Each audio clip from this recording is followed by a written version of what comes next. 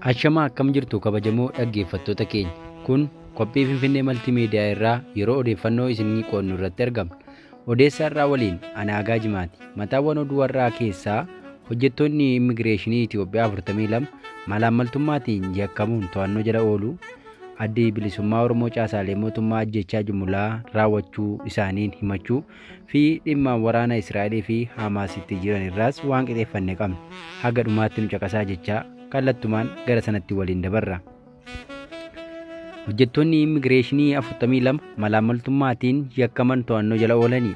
Hojjettoonni dhaabbata immigireeshinii fi lammummaa malaammaltummaa fi aangoo seeraan ala fayyadamuutiin yakkaman 42 to'annoo jala ooluu poolisiin federaalaa Itoophiyaa beeksise.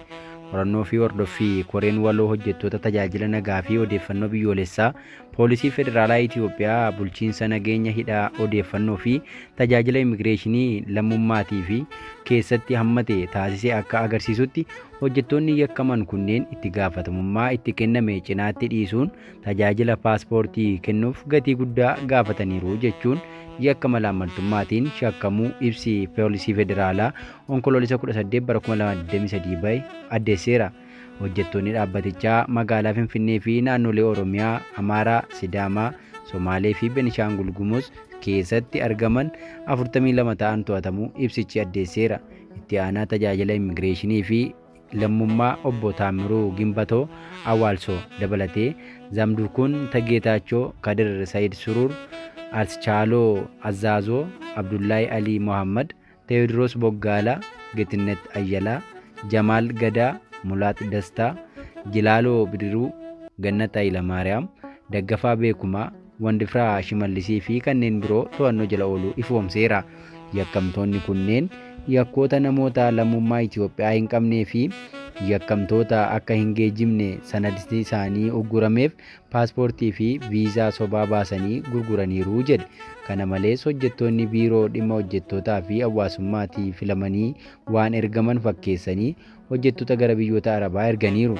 Qorannoo mana jireenyaa fi iddoo hojiitti shakkamtoota kanatti gaggeeffameen paaspoortii garaagaraa, nootii maallaqaa biyyoota garaagaraa, waraqaa eenyummaa sobaa, kaardii viizaa argamuu ibsichi beeksiseera. Yakkamtoonni kunneen lammiilee biyyoota biroo wajjin hariiroo uumuun Finfinnee fi naannolee Oromiyaa, Amaaraa, Sidaamaa, Somaalee fi Benishaangul Gumuz keessatti caasaa diriirsuun malaammaltummaa raawwachaa turaniiru jedhe. Caasaa fi hojimaatni xaxamaa hojjettoonni kunneen diriirsan lammiileen haala salphaa, gatii gadi bu'aa fi saffisaan tajaajila akka hin arganne taasiseera jedhe. Yakka kanaan galii mootummaan galii sharafaa alaa irraa argatu miliyoonaan lakkaa'amu dhabamsiisaniirus jedhe. Odeeffannoo itti aanee qabnuun addi bilisummaa Oromoo humnoota mootummaa ajjechaa jumlaatiin yakke. Addi bilisummaa Oromoo miseensonni humna raayyaa ittisa biyyaa godinaalee Oromiyaa garaagaraatti lammiilee nagaa jumlaan ajjeesan jedhe. Addi bilisummaa Oromoo ibsa onkoloolessa 18 2023 kaleessa baaseen godina lixa Shawaa aanaa Jalduu ganda Kibbeetti miseensonni raayyaa ittisa biyyaa onkoloolessa 15 bara 2023 lammiilee nagaa 20 ol ta'an rasaasaan ajjeesaniiru jedhe. Maqaa namoota ajjeefamanii barataa yuunivarsiitii Salaalee Warquu Alamuu, barattuu Maskaram Biraanuu, barattuu kutaa 12ffaa, Cammaraa Qananii, Diroo Urgeessaa Baqqalaa Asaffaa, Dirribsaa Abdiisaa Dabalaa, Obbo Abdiisaa Dabalaa mucaa isaa waliin, Tashoomaa Bisiraa fi mucaa isaa Dabaltuu Tashoomaa Bisiraa, Bashaanaa Mulunaa, Mootummaa Guutaa, Qananii Barsiisaa fi Abbittii Biraanuu jechuun tarreesseera. Akkasumas godina Shawaa Kaabaa aanaa warra Jaarsoo gandoota Migiroo Baddeessaa fi Gitoo Milkii jedhamanitti onkoloolessa 14 bara 2023 namoota 20 ol ajjeefaman jedhe.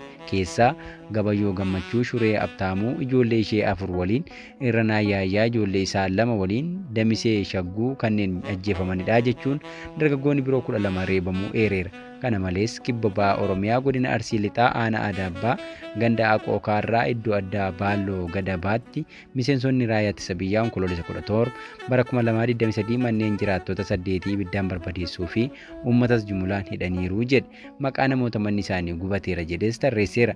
Mootummaan biyya bulchaa jiru rakkoo siyaasa dinagdee biyya quunnamee hiikuu waan dadhabeef duula qurxummii bishaan keessaa balleessuuf galaana gogsuu jedhuun uummata nagaa fi meeshaa hin hidhatiin ajjeesaa jira. jira jechuun ABO'n gochaa kana kan falmu ta'uu ibse. Bara 2023 keessa godinoota Wallagga Ba'aa, godina Shawaa Ba'aa fi godinoota Oromiyaa biroo keessatti taateen wal fakkaataan hedduu mudachuu ibsichi caqaseera. Gabaasa keenya dhumaatiin Puutiin erga Yuukireen weerartee booda hoogganaa gamtaa Awurooppaa fi muummee ministeera Haangarii waliin yeroo duraaf wal argan. Ejjennoon Haangarii waraana kana irratti qabdu michoota ishee Awurooppaa burjaajessuun gargaarsa maallaqaa fi waraana Yuukireeniif kennuu irrattis hojiin akka dhaabbatu taasiseera. Dubbiin deemee hoogganni gamtaa Awurooppaa yeroo ammaa ministeerri muummee Haangarii Viiktoor Orbaan erga waraanni Yuukireen keessatti fulbaana 2022 jalqabee booda hoogganaa yeroo jalqabaa pirezidaantii Raashiyaa Vilaadiimiir Puutiin waliin qaamaan wal argan keessaa isa jalqabaa ta'aniif hooggantoonni lamaan imaammata mallattoo pirezidaantii Chaayinaa Jiinping keessaa tokko kan ta'e inisheetiivii beeltii fi daandii irratti waltajjii idil addunyaa gaggeeffamuun dura Beejingitti wal argan. Walga'iin isaanii Haangariin annisaa Raashiyaa argachuu irratti kan xiyyeeffate yoo ta'u gara ji'oota 20 hooggantoonni biyyoota dhiyaa weerara Yuukireen irratti Maaster Puutiin waliin quunnamtii irraa of qusataniiru turan. Haangariin Raashiyaa waliin wal dura dhaabbachuu gonkumaa akka hin barbaannee fi biyyi isaanii yeroo hundaa quunnamtii babal'isuuf fedhii guddaa qabdi turte jechuun obbo Orbaan Puutinitti himaniiru jechuun televezyiiniin mootummaa Raashiyaa irratti tamsaasameera. Sababa qoqqobbii gamtaan Awurooppaa Mooskoo irratti kaa'een walitti dhufeenyi biyyoota lamaanii miidhameera jedhaniiru. Orbaan meeshaa waraanaa Yuukireeniif dhiyeessuu diduu irra darbee daangaa Haangarii fi Yuukireen qaxxaamuramee akka dabarsan hin eeyyamne. Akkasumas qoqqobbii gamtaan Awurooppaa Mooskoo irratti kaa'e akka sagaleen koffisan doorsisuun dhiibbaan Raashiyaa irratti akka hin taasifamne dura dhaabbachaa turan. Puutiin akka jedhanitti carraan biyyoota tokko waliin hariiroo cimsachuu haala ji'opolitikaa amma jiru keessatti daangeffamee kan jiru ta'us Haangarii dabalatee biyyoota Awurooppaa hedduu waliin hariiroo keenya kunuunsuu fi guddisuu danda'uun keenya Raashiyaan hariiroo biyyoota waliin qabdu jabaa ta'uu agarsiisaa jedhan.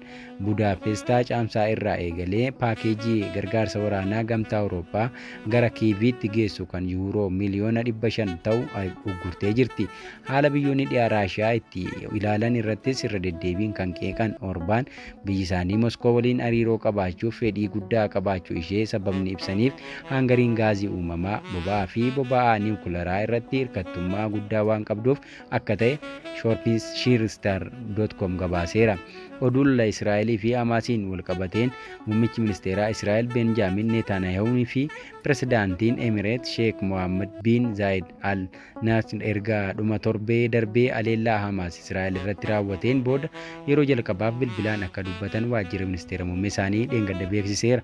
Dilbata galgala dubbii bilbilaan taasisaniin Yuunaayitid Arab Emireets qaama waliigaltee Abiraam bara 2020 ta'uun hariiroo Israa'el waliin qabdu idilee taasisuun biyya jalqabaa ta'uun biyyoota Arabaa aleellaa Hamaas kallattiin balaaleffatte keessaa ishee jalqabaati.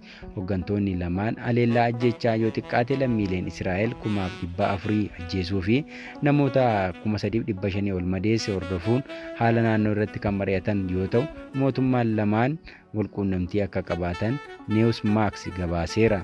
Egaa dhaggeeffattoota Finfinnee Maltiimiidiyaa odeeffannoon irraa qabnu kana fakkaata. Qophiilee keenya biroon haga walitti deebinutti nagaan nuuf turaa jechaa Finfinnee Maltiimiidiyaa laayik, sheer, sabiskiraayib gochuu hin dagatinaa dhaamsa keenya.